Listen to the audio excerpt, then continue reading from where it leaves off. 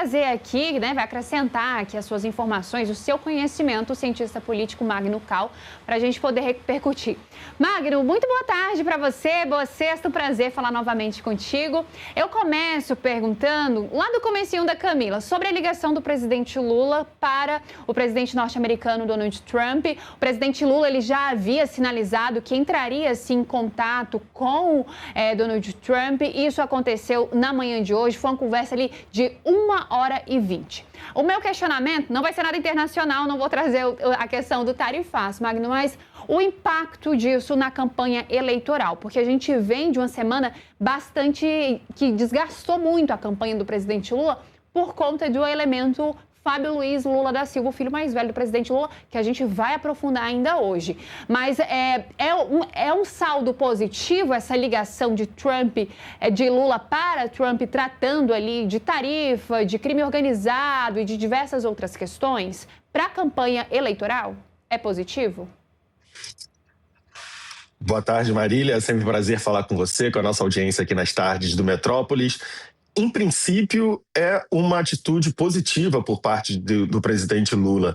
Lula já entendeu desde o início, desde aquela primeira tarifa imposta por Donald Trump sobre o Brasil, que esse é um tema que traz popularidade para Lula, que esse é um tema que o eleitor brasileiro associa de forma positiva ao presidente Lula, como se ele estivesse defendendo os interesses do país. Lula descobriu o tema da soberania nesses debates, então debater com Trump, trazer essa questão do envolvimento de Donald Trump com as tarifas, com os assuntos internos do Brasil, tem trazido aspectos positivos para a popularidade de Lula. Então, em princípio, ligar para Lula para falar de tarifas, para falar de crime organizado, para falar da necessidade do multilateralismo para trazer a paz para o mundo, são temas positivos para Lula, não apenas porque ele se coloca nesse papel de mediador mundial, mas também porque ele consegue traduzir principalmente a questão da tarifa em termos de defesa do interesse nacional.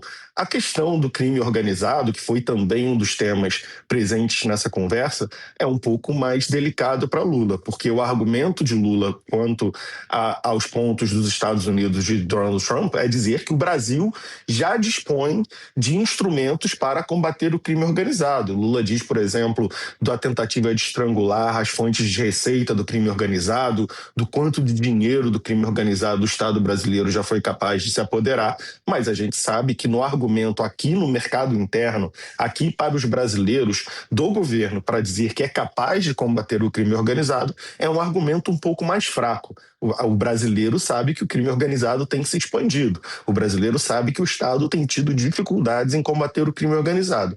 Então, esse tema, em particular, pode ser um pouco menos vantajoso para Lula. Mas, de forma geral, discutir tarifas em que Lula se coloca na defesa do Brasil, discutir a necessidade do multilateralismo, em que Lula diz que grandes líderes não são aqueles que começam guerras, mas aqueles que terminam guerras, é positivo para o Lula, porque o eleitor brasileiro quer ver Lula nesse papel de combate a Donald Trump, de defesa dos interesses nacionais. O que pode vir disso, por exemplo, as declarações que possam vir do governo americano, porque até agora a gente ouviu as declarações vindas do governo brasileiro, podem acabar por mudar um pouco essa avaliação.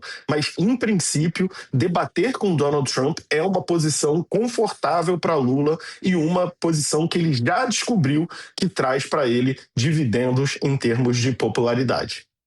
Magno, a gente vai dar continuidade, mas antes eu preciso só chamar um intervalo para quem está nos acompanhando pela Smart TV. A gente vai rapidinho, mas lá no YouTube, se você quiser continuar acompanhando esse bate-papo, a gente vai continuar falando ainda sobre essas questões de campanha eleitoral aqui no Brasil.